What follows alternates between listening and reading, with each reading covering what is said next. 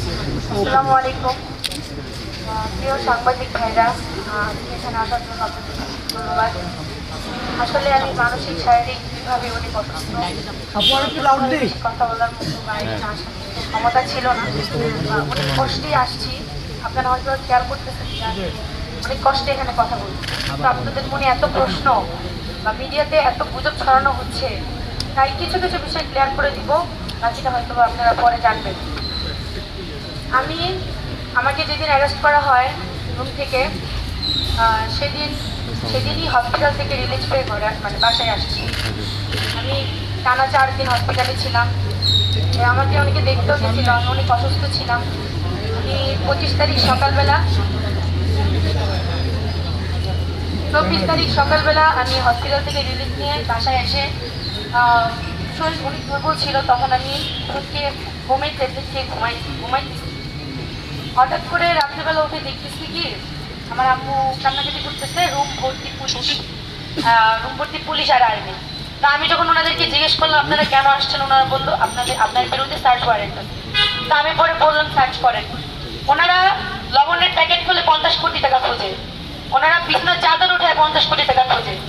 যাই হোক, পরে আমাকে ওনারা নিয়ে গেল, তখন প্রায় রাত 2টা বাজে। নিয়ে যাওয়ার পরে যখন থানায় আমাকে হস্তান্তর করা হলো, আমি টঙ্গী পূর্ব থানায় আমাকে নিয়ে যাওয়া হয়েছিল।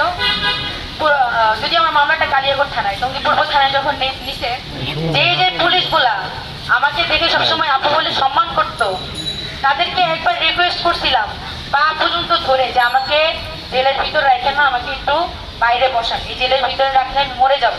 জেলের অবস্থা এত খারাপ ছিল। ওনারা আমাকে যে ব্যবহারটা করছে আমার সাথে, যাই হোক এই বিষয়ে বাদী নেই। তারপর যখন আমাকে কোর্টে নেওয়া হইলো, আমার আম্মু এমন একজন মানুষ, সে মানে বাড়ি থেকে বাজার পর্যন্ত চিনে না। আমার বাবা জামাতে গেছে 4 মাসের জন্য, আমার মার পাশে কেউ ছিল না। আমার মা সবার দাঁড়ে দাঁড়ে ঘুরছে কিভাবে আমার মেয়েকে বের করবো, কোন ইকুল ধরবো, কিভাবে কি করব। 3 দিন পর দেবদূতের মতো অপু ভাই আসছে, গাজীপুরের আহ্বায়ক, অনেকেই আসছে, অপু ভাই, রাশেদ ভাই, দুদু ভাই, মহিন ভাই, মসিন ভাই, তাদেরকে আন্তরিকভাবে ধন্যবাদ। তারা আমাকে অনেক হেল্প করছেন।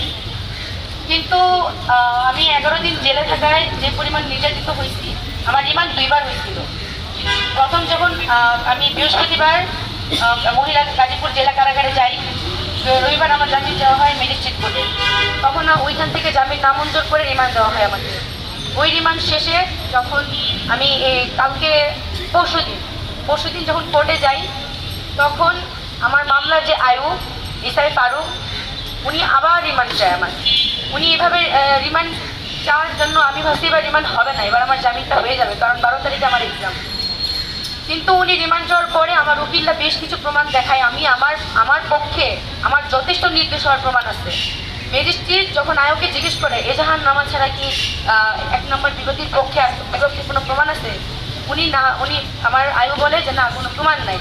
আমার পক্ষে সমস্ত প্রমাণ যখন আমার উকিলরা ম্যাজিস্ট্রেট কাছে দেয়, ম্যাজিস্ট্রেট তাও আমার 2 দিনের রিমান্ড মঞ্জুর করে। আমার রিমান্ড মঞ্জুরে আমার কোনো কষ্ট ছিল না। আমার 12 তারিখে পরীক্ষা, সেই পরীক্ষাটা দেখানোর পরেও উনি আমার জামিন মঞ্জুর করেন। তারপর আমার ভাইয়েরা ওইখানে যথেষ্ট আমার জন্য করছে। ওনারা না থাকলে হয়তো বা আমার রিমান্ড কখনোই এরকম না মঞ্জুর হয়ে জামিন হইতো না। ওনাদেরকে আন্তরিকভাবে অনেক ধন্যবাদ। কিন্তু আমার কথা হচ্ছে যে আমি কোনো রাজনৈতিক দলের না, আমি একদম অরাজনৈতিকভাবেই সবসময় আন্দোলন করছি। কখনো এনসিপিতেও ছিলাম না, আওয়ামী লীগ তো নাই।